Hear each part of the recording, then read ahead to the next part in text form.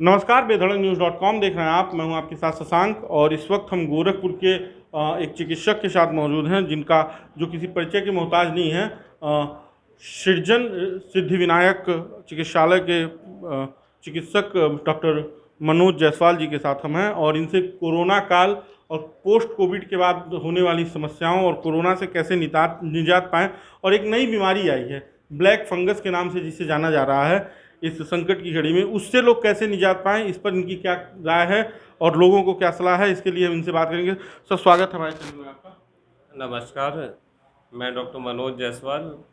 आप अपने जो ब्लैक फंगस है ये बहुत पुरानी बीमारी है, बट ये जिनकी रोग प्रतिरोधक क्षमता बहुत कम होती है, जैसे कि कैंसर के पेशेंट हो गए या बहुत दिन से जो लोग स्टेरॉइड्स पे रहते हैं या फिर जो लोग डायबिटिक हैं जिनका शुगर कंट्रोल नहीं है, उन लोगों को होने के चांसेस होते हैं।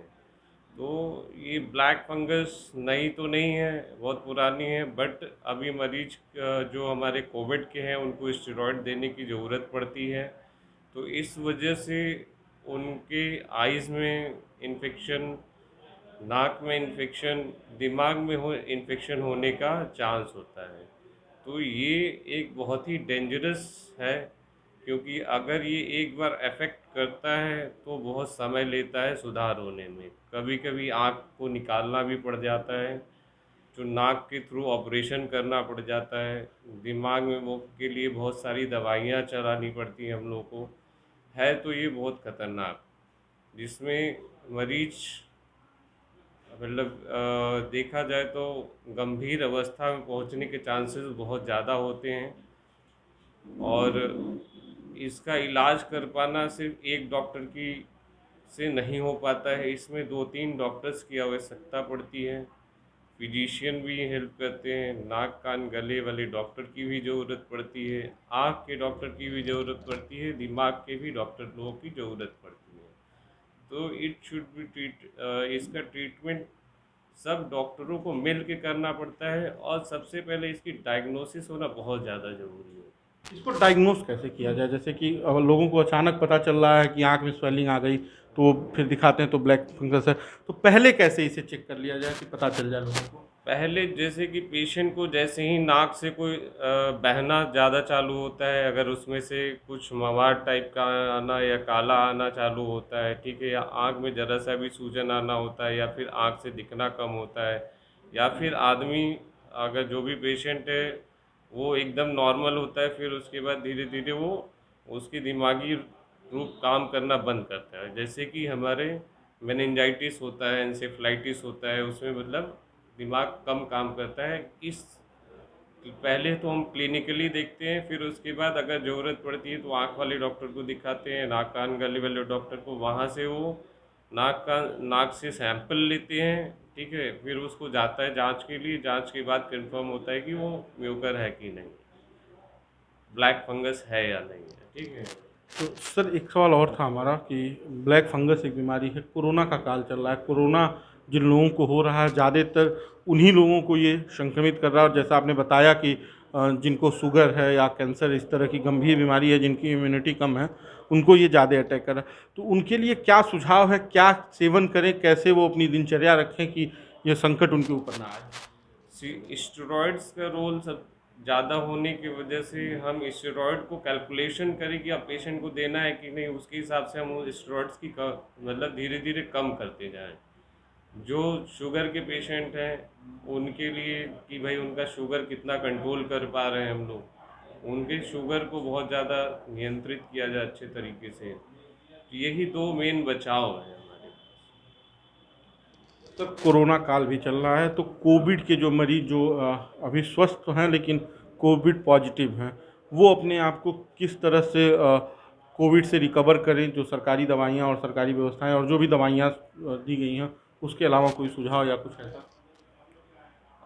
अपने दिमाग को शांत रखिए। अगर आप उभर गए हैं, ठीक है, थोड़ी बहुत खांसी, थोड़ा बहुत सांस में फूलना तो अभी 1 से 2 महीने तक रहेगा। तो इस वजह से आप घर पे रहें, अच्छा अच्छा भोजन करें, थोड़ा प्राणायाम करें, बहुत हल्का, बहुत ज़ोर से प्राणायाम नहीं करना है, योगा बहुत ज़्यादा नहीं करना है। बट संतुलित होके आधा घंटा सुबह आधा घंटा शाम को करें, जिसमें बहुत ज़्यादा आपको शारीरिक लोड ना देना पड़े, आराम से करना है। अनुलोम विलोम करिए, ठीक है, ये सारी चीज़ें करें। थोड़ा गर्म पानी काढ़ा वगैरह पीते रहें। कुछ लोग देख रहे हैं कि इतना काढ़ा पी रहे हैं कि पेट में गड़बड़ी कर ले रहे हैं, ठीक है, तो ऐसा भी नहीं करना है। मतलब सुबह शाम पीजिए, पूरे दिन 4 बार 5 बार पीने की ज़रूरत नहीं है। कुछ पढ़ने में समय बिताइए, ठीक है, कुछ आपके इंटरेस्ट हैं तो उसमें खेलिए। मतलब कि जैसे गेम्स हो गए, इंडोर गेम्स होते हैं, वो अपने माइंड को डाइवर्ट करके रखिए, तो इससे आपके अंदर और अच्छा मतलब मानसिक संतुलन बना रहेगा, तो आप अच्छे से रिकवर करेंगे।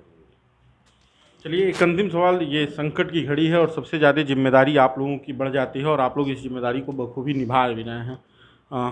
आप जिस अस्पताल में इस समय जिस अस्पताल का संचालन कर रहे हैं, जिसे चला रहे हैं, ये कोविड अस्पताल नहीं है। क्या अन्य जो मरीज हैं उनका इलाज आप कर पा रहे हैं इस संकट काल में, और उसे कैसे मैनेज कर रहे हैं? पेशेंट घबराए हुए हैं, उनका इलाज करना तो बहुत ज़रूरी है। प्रिकॉशंस लेके पेशेंट को एडवाइस करके कि भाई थोड़ा डिस्टेंसिंग मेंटेन कीजिए, हैंड वॉश करिए, फिर आइए। पेशेंट एक एक करके देख रहे हैं, सारे पेशेंट्स भी समझ रहे हैं, वो लोग भी बहुत ज़्यादा कोऑपरेट कर रहे हैं।